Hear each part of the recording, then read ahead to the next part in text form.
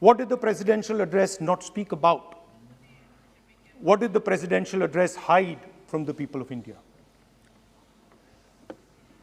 I think there are three fundamental things that were not spoken about in the presidential address. The first, and what I consider to be the most important, is the idea that there are now two Indias. There is now no longer one India. There are two Indias. One India is for the extremely rich people, for those who have immense wealth, for those who have immense power, for those who do not need a job, for those who do not need water connections, electricity connections, but for those who control the heartbeat of the country. And then another India. Another India. आपके जब नेता बोलेंगे ना, फिर हम भी खड़े होंगे उस समय। एक बात कर दीजिए। ये प्रेसिडेंशियल एड्रेस की एक गरिमा होते हैं। जब आपके प्रवक्ता बोले थे, कोई भी नहीं खड़ा हुआ यहाँ तक। इस गरिमा को मद्देनजर ये चर्चा करना चाहिए। नेता सत्ता पक्ष का भी है, नेता विपक्ष का भी है।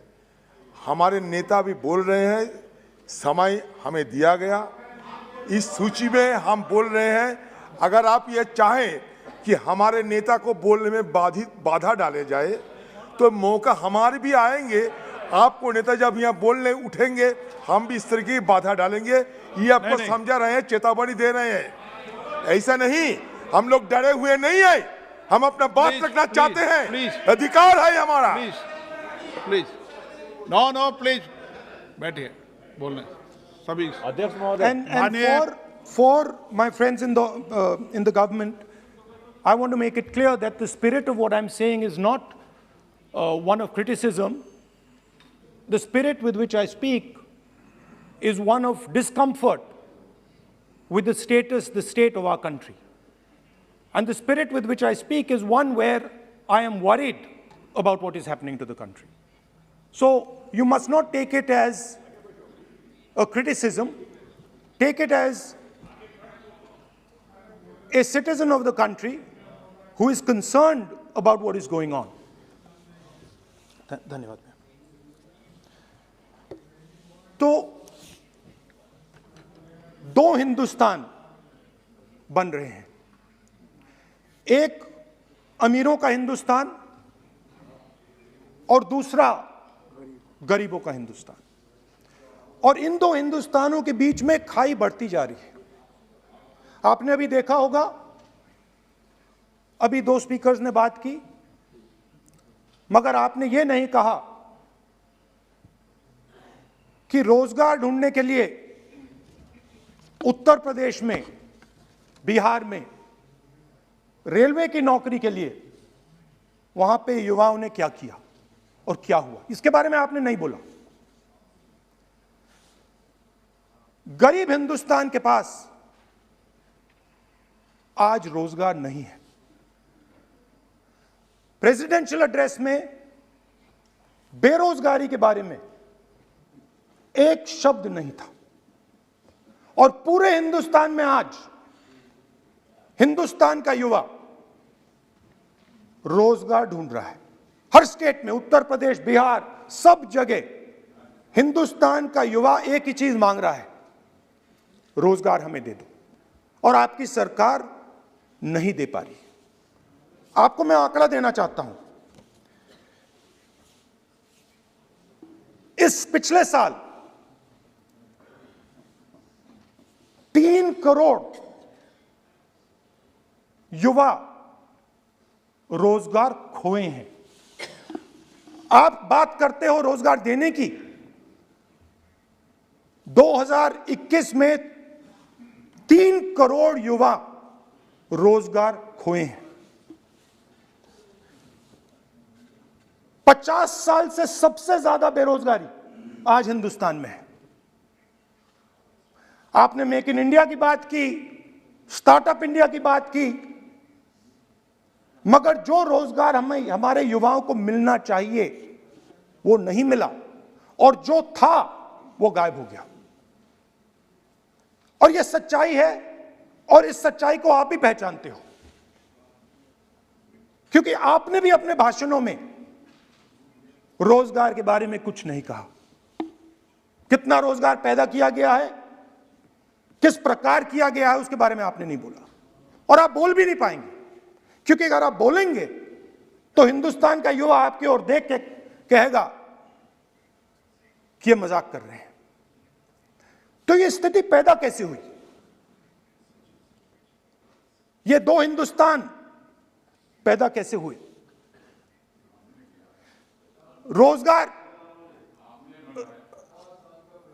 रोजगार स्मॉल और मीडियम इंडस्ट्री और जो हमारा इनफॉर्मल सेक्टर है उधर बनता है। लाखों करोड़ रुपया आपने उनसे छीनकर हिंदुस्तान के सबसे बड़े अरबपतियों को दिलवा दिया। आपने पिछले 7 साल में अनऑर्गेनाइज सेक्टर और स्मॉल और मीडियम इंडस्ट्री पर एक के बाद एक आक्रमण किया है। 7 की कर रहा हूं, मैं 60 की भी करूंगा। मैं अपने भाषण में अंत में 60 साल की बात करूंगा आपको खुश करने के लिए। आप ठहर जाइए। मगर असंगठित जो सेक्टर है उस पर आपने आक्रमण किया। कैसे किया? नोटबंदी, गलत जीएसटी और कोरोना के समय जो सपोर्ट उनको देना था आपने नहीं दिया। नतीजा क्या हुआ? नतीजा यह हुआ कि आज 84% हिंदुस्तान के लोगों की आमदनी घटी है और वो तेजी से गरीबी की ओर बढ़ रहे हैं। यूपीए की सरकार ने, आपने पूछा 60 साल की बात आपने कही,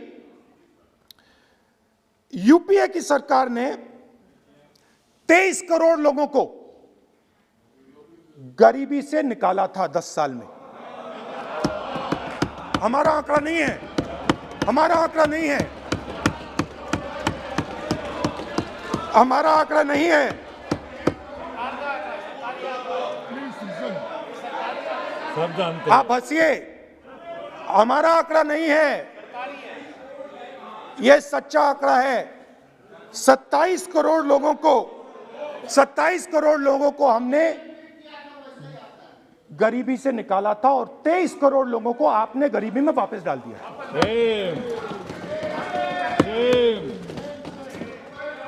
सेम।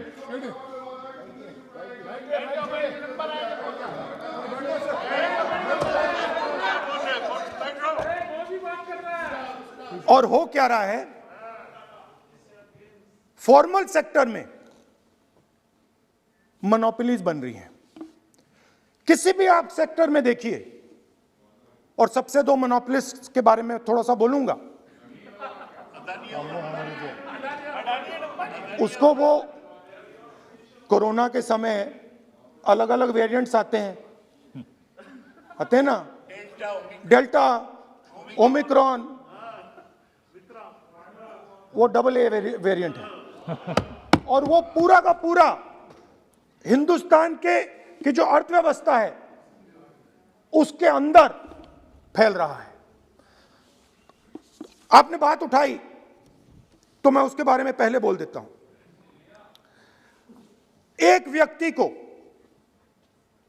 नाम नहीं लूंगा, एक व्यक्ति को हिंदुस्तान के सब ports,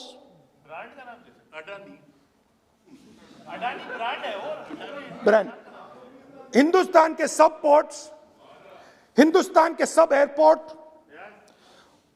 power, transmission, mining, green energy, gas distribution, edible oil, जो भी हिंदुस्तान में होता है उधर अदानी जी दिखाई देते हैं।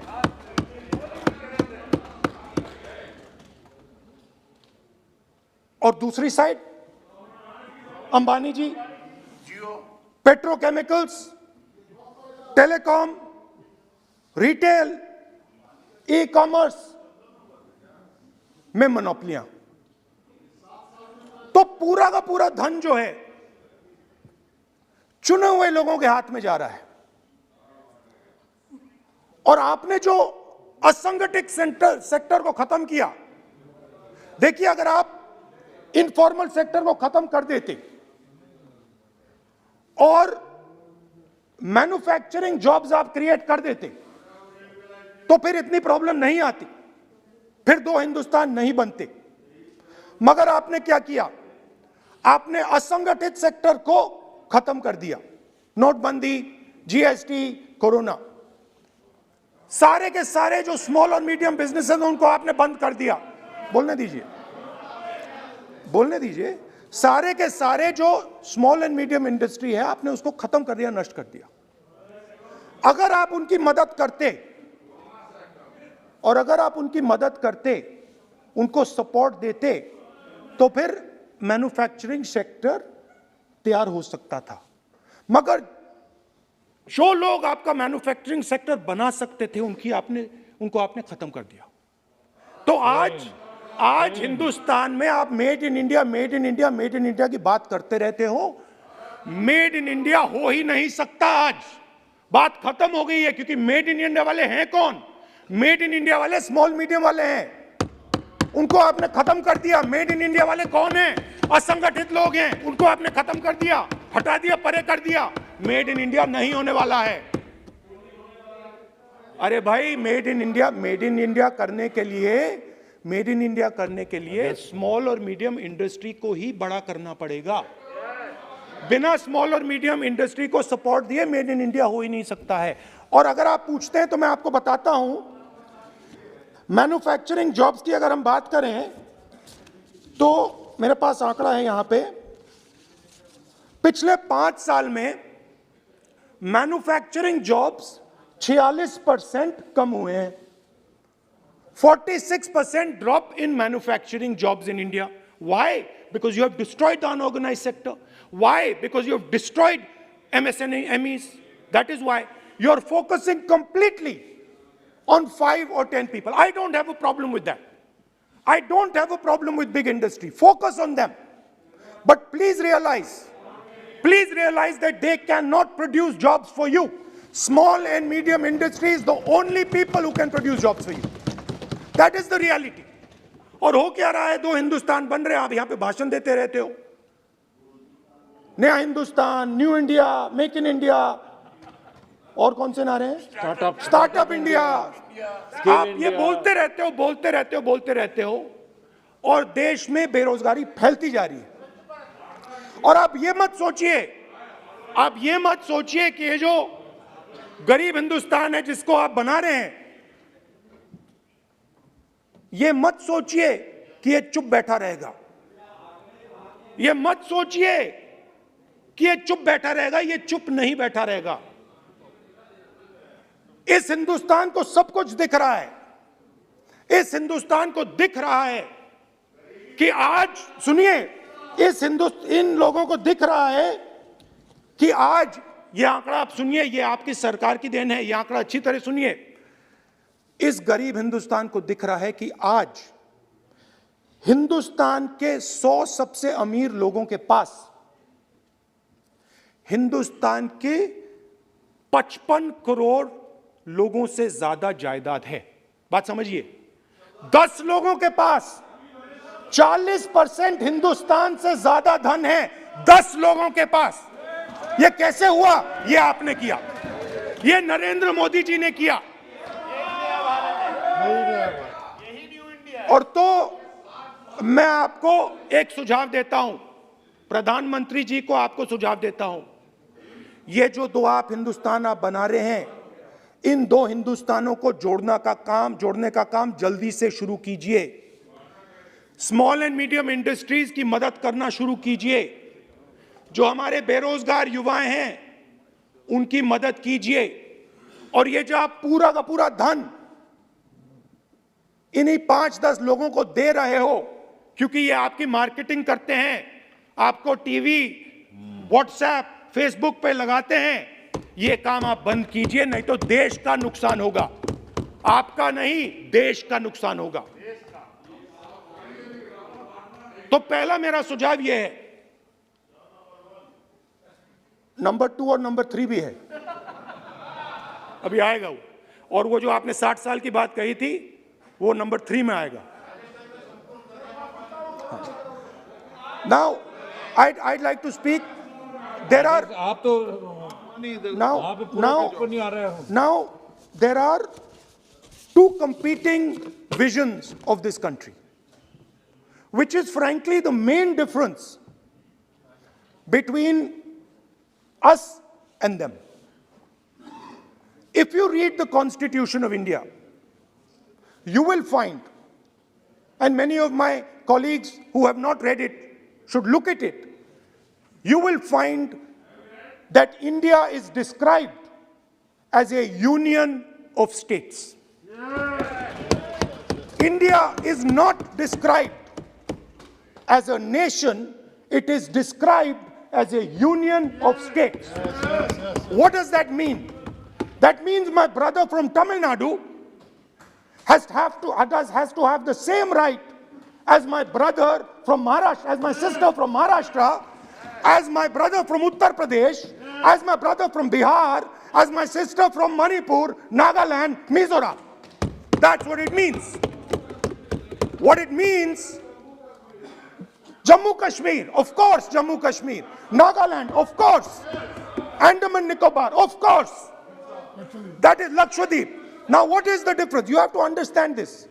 This is a serious matter. I would like to have your view on it. And I would like this Parliament House to start serious discussions instead of the type of discussions that we're having. That is why it is serious. It is serious, and I would like a serious response. Right? What I heard, frankly, what I heard in the first address today was not serious. What I heard Mr. Dwivedi say was not serious. It did not behoove this House. It was not at the standard that this House should be used to. It is not at the standard that India should watch. Now, let me come back to the discussion. Let me come back to the discussion, Speaker Sir. There are two visions.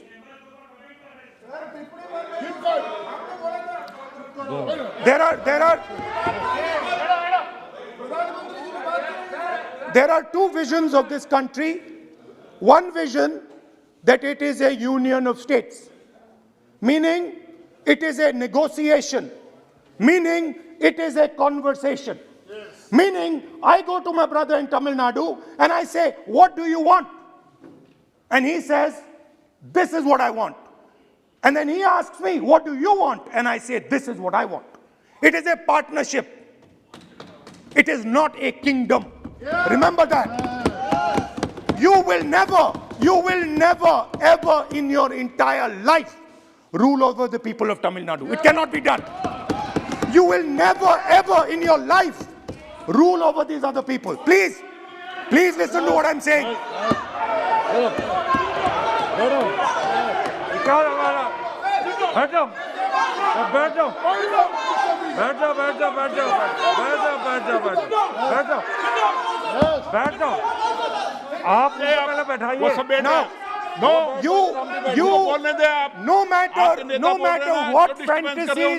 No matter what fantasies you might have, you will never ever rule over the people of the states of India. It has never been done in 3,000 years. Never ever. The only way India has been ruled. And you can look at any empire you want. You can look at Ashoka the Great. You can look at the Mauryas, you can look at the Guptas, you can look at anyone you want. It has always been ruled by conversation and negotiation. Now, what is the problem? The problem is you people are confused. The problem is you people think that these languages, these cultures, these histories, you think that you can suppress them. You have no idea of history. You have no idea what you are dealing with. Because the people of Tamil Nadu have inside their heart the idea of Tamil Nadu, the idea of the Tamil language, and then also the idea of India. Do not be confused. The people of Kerala have the idea of, I am telling you the truth. The people of Kerala have a culture. I am now a member of Parliament of Kerala. I understand it slightly better. They have a culture, they have a dignity, they have a history. The people, like the gentleman said, the people of Rajasthan have a culture, have a history, have a tradition, have a language. They have a way of life. This is like a bouquet of flowers. This is our strength. I learn from the people of Tamil Nadu. I learn from the people of Rajasthan. I learn even from you. Every day I learn from you. I do. It's not funny. It's not funny. I learn from you. Right? It's not funny. Anyway, there is another vision.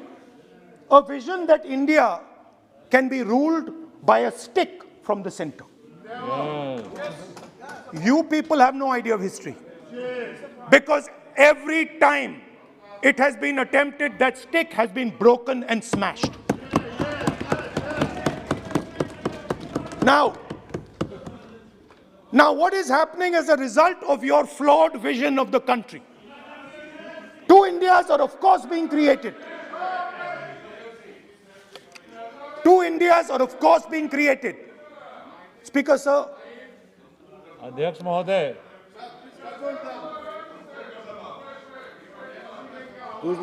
आप इधर आ सकते So what is happening? Disturb हो रहे हैं sir. What is happening as a result of this flawed vision? Two Indias, उस पे भी बोलता हूं, उस पे भी बोल देता हूं, मैं उस पे भी बोल देता हूं,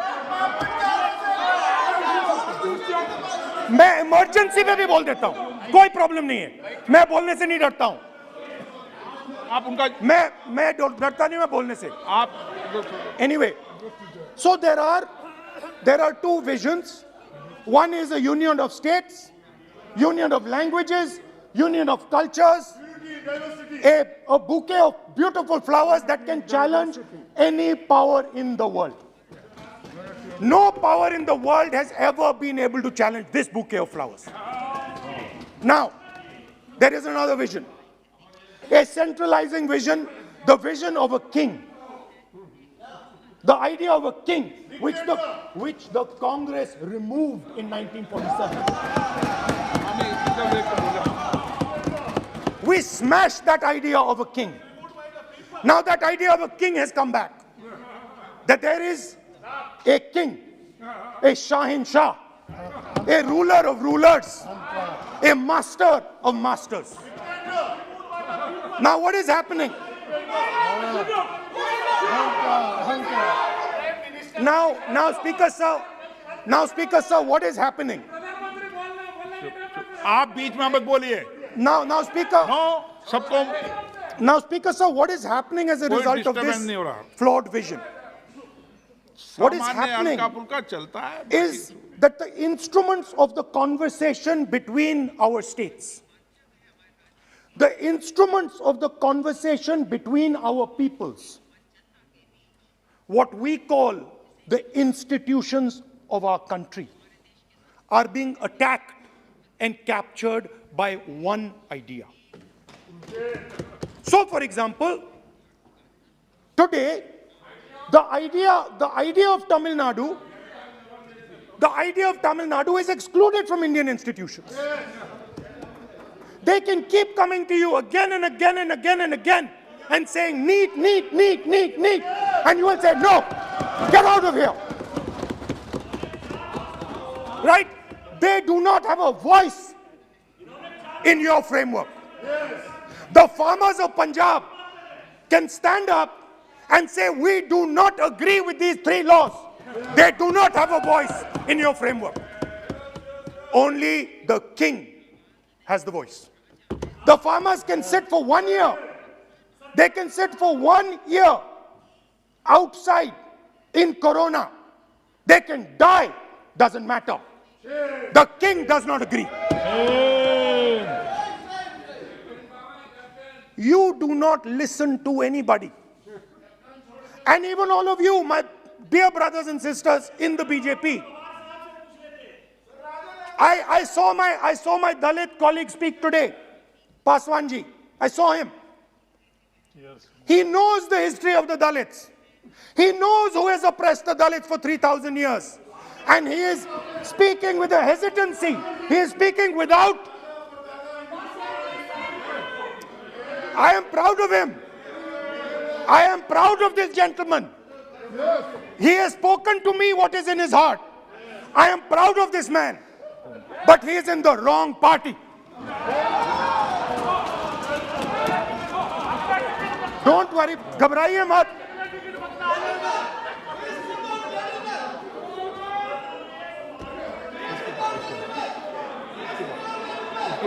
नहीं, बीच में नहीं, बीच में नहीं. तो बीच में थोड़ी बोलेंगे. बाद में. No. Look, Speaker sir, I am a democratic person. I will allow him to speak. ये सुनो एक मिनट. ये आप किसी को इजाजत नहीं दे सकते. ये अधिकार मेरा है. प्लीज बैठ जाइए.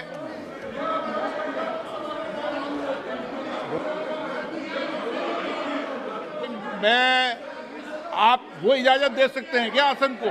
वो इजाजत देने का अधिकार नहीं है. ये अधिकार आसन का है. किसको इजाजत देनी है, किसको नहीं इजाजत देनी. माननीय राहुल जी प्लीज बैठ जाइए. मैं दूंगा आपको मौका. मैं आपको मौका दूंगा. So, Speaker sir. So, Speaker sir. माननीय सदस्य प्लीज बैठिए. मैं आपको मौका दूंगा. बोलते रहे आप. क्या करिए? Speaker sir. So this confused ideology, this confused understanding of the nation of India is playing havoc with this country. And I'll give you examples. The judiciary, the election commission, Pegasus. These are all instruments of destroying the voice of the Union of States. When you apply Pegasus on an Indian politician, when the Prime Minister personally goes to Israel and authorizes the use of Pegasus in India, he is attacking the people of Tamil Nadu. He is attacking the people of Assam. He is attacking the people of Kerala. He is attacking the people of Bengal. एक minute. Point of order. 52(1). 352(1). Speaker sir, 352(1) कहता है कि ए member while speaking shall not refer to any matter of fact on which a judicial decision is pending. Supreme court में ये pending है sir. और यदि इनको सुप्रीम कोर्ट पर विश्वास है, कोर्ट पर विश्वास है, तो ये अपना फोन जो है जमा करें. पहले ये शामिल हो सर. ये पहले उसके इंक्वायरी में शामिल हो, क्योंकि इनका नाम भी पेगासस में है. सो कॉल्ड ये जो कह रहे हैं, इसीलिए ये पेगासस का नाम नहीं ले सकते सर. ये कोऑपरेट नहीं कर. Now, so what is happening is that a particular organization has captured the institutional framework of the country and is attacking the voice of the different states of this country.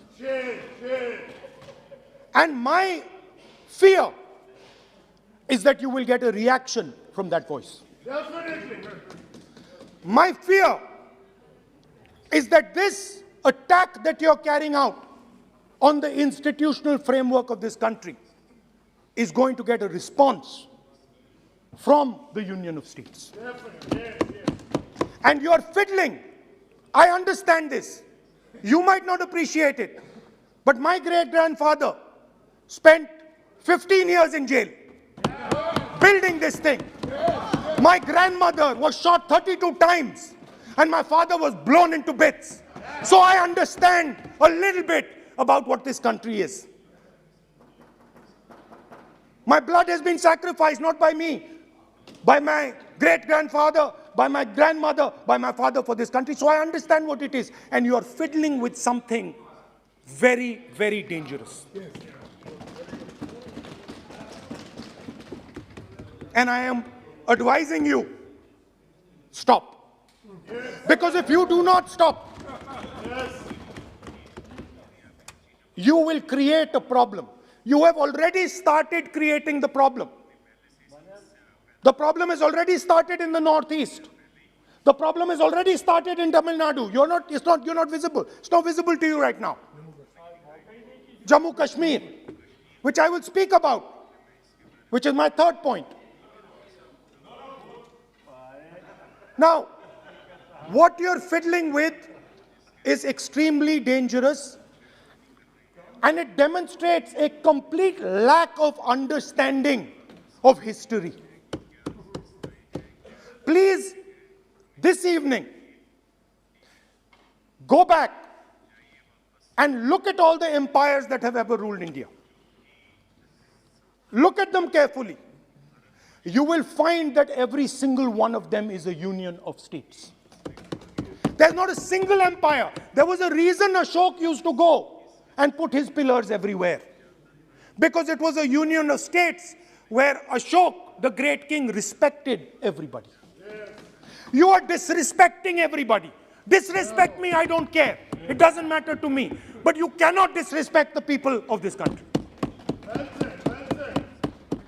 Right. Now, final. And I think one of the more important parts of my speech. Actually, I want to say one other thing, which I demand an apology from the Home Minister. And this represents again the idea of a union of states versus the idea of a king. Now, a few days ago, some political leader, I'm not going to name, came to me from Manipur. And he was very agitated. I spoke to him, I said, why are you agitated, my brother? And he says, Rahul ji, I have never felt as insulted as I have a few days ago. I said, why? He said, Rahul ji, a delegation of Manipuris, political leaders, senior leaders went to see the Home Minister. Outside his house, we were told to take off our shoes. And when we went inside his room, we found that the Home Minister was wearing his chappals. What does this mean? What exactly does this mean? Why is it that in the Home Minister's house, the Home Minister can wear chappals, but a delegation of Manipuri politicians cannot? What does this mean? Why? No. It reflects. नहीं, गलत नहीं बोल रहा हूं. मैं आपको photo दिखा दूंगा, स्पीकर सर, मैं आपको फोटो दिखा दूंगा. मैंने उस व्यक्ति से बोला, आप गलत बोल रहे हो.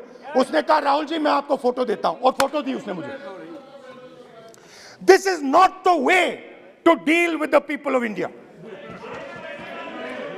Anyway, now let me come to my final and I think most important point. Go ahead. We are sitting. Sanskriti संस्कृति ये होती है कि वो भी जूते उतारे और आप भी। संस्कृति ये नहीं होती कि वो जूते उतारे आप नहीं। ये पता नहीं कौन सी संस्कृति है आपकी। Anyway, let me finish. Very, very ridiculous argument It's not. against the Honorable Home Minister. It's not. And it has touched the religious sensibilities. You have touched the religious sensibilities of all our Who will people. decide? You will decide. You will decide. You will हमारी decide. धार्मिक परंपराओं पर ये ऐसी टिप्पणियां कर सकते हैं क्या? Mr. Goyal, sit इस down. सदन के Sit down, अंदर Mr. Goyal, sit down.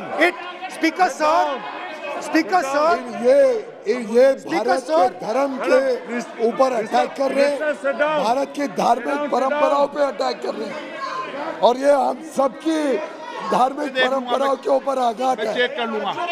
हमारे घर में भी यही है Please परिस्थिति। sit down.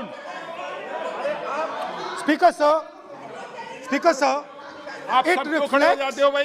it ये क्या तरीका है? reflects a mentality. It reflects a sense that I am bigger than you. You are nobody, I am everybody. That is why I will wear my shoes and you will not. Anyway, going back to the main point. Now, and the final most important point. My understanding is that the RSS and the BJP is playing with the foundations of our country. And they are weakening the foundations of our country. They are weakening the links between our people. They are weakening the links between our languages. Now, they have further weakened the country. They have further weakened the country by ensuring that not a single Indian youngster can get a job. So today, unlike a decade ago, 15 years ago, India is weak. Ask yourselves, why you were not able to get a guest on Republic Day. Ask yourself that question. Don't look surprised. Ask yourself that question. What is happening is that India today is completely isolated. We are completely isolated and surrounded. We are surrounded in Sri Lanka, Nepal, Burma, Pakistan, Afghanistan, China, everywhere we are surrounded. And our opponents understand our position. Please let me speak, because I'm saying something very serious, right? I'm saying something very serious. Let me say, we have been weakened. The conversation between our people is not taking place. Our institutions are under attack, and we are completely surrounded. The Chinese have a very clear vision of what they want to do. They are very, very clear about what they want to do. And one second, please. The single biggest, you can ask anybody who understands, the single biggest strategic goal of India's foreign policy has been to keep Pakistan and China separate. This is fundamental for India. And what you have done is you have brought them together. Today, do not be under any illusion. Do not underestimate the force that is standing in front of you. Do not underestimate the power that stands in front of us. Do not underestimate it. You have brought Pakistan and China together, and this is the single biggest crime that you could commit against the people of India. China has a clear vision, and I can clearly see, without any confusion in my mind, that China has a plan. China has a plan.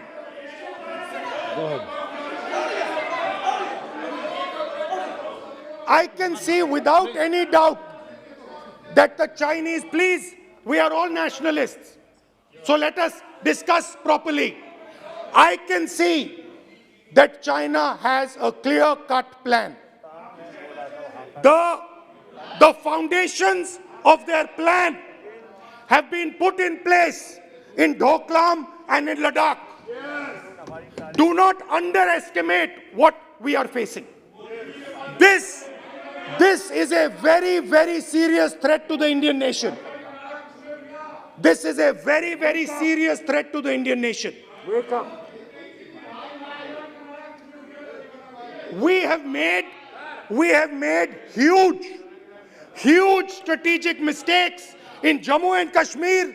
We have made huge strategic mistakes in our foreign policy. And if we do not correct those mistakes, what are the mistakes? I have just told you. You have brought China and Pakistan together. You are the perpetrator. You have brought China and Pakistan together. You have taken the concept of two different fronts and converted it into one unified front. And by the way, in case you haven't realized it, in case you haven't understood what's going on, it is very clear that the Chinese and the Pakistanis are planning. Look at the weapons that they are buying. Look at their activity. Look at the way they are talking. Look at who they are speaking to. I am clearly stating in the House of Parliament that we have made a massive blunder, and we need to make sure, absolutely sure, that we can defend ourselves against the Chinese. Please remember what I'm saying, because the Chinese will act. Remember what I'm saying, and remember that you will be responsible for anything that happens. That is why it is important that as a nation, we start this conversation. It is important as a nation that you listen to what we say, because we have experience, we have understanding. You might not think so, but we have people on this side who understand these things, have great understanding. Use us. Use us. I can see that some of you are understanding what I'm saying. I'm happy. I'm happy. I can see. So these are the 3 points I wanted to make today. The nation is now at risk. The nation is at risk. The nation is at risk from outside. From inside. The nation is at risk from inside. And that is a very dangerous place for a nation to be. And I don't like it. I am very uncomfortable with my nation, with my beloved country standing where it is standing. Completely isolated on the outside, fighting on the inside, institutions captured, states not able to speak to each other. This worries me. It frightens me for my country. And so that is why I thought it was important that I speak today.